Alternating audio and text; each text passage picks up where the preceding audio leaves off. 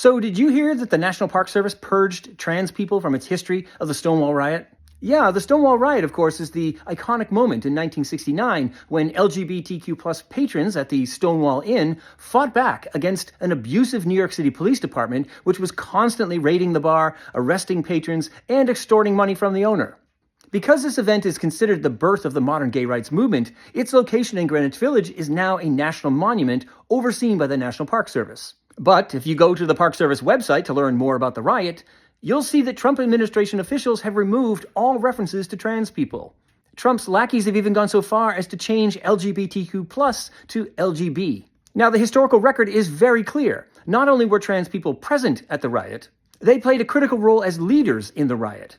In fact, New York City has announced that it plans to erect a monument in front of the Stonewall Inn to 2 of those trans leaders. This erasure of trans people, of course, is part of the Trump administration's war against trans people in the military, in sports, everywhere.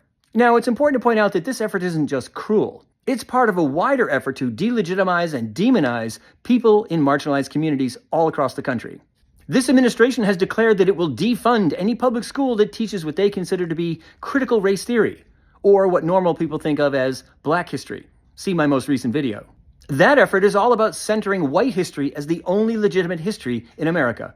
The purge by the National Park Service is likewise part of a similar effort to demonize and delegitimize LGBTQ plus persons by declaring that the only legitimate history in America is straight history. George Orwell, who knew a thing or two about authoritarianism, understood this tactic. He wrote, "The most effective way to destroy people is to deny and obliterate their own understanding of their history." Dark times, people, and the key question is, will we let them do this? Or will we fight back?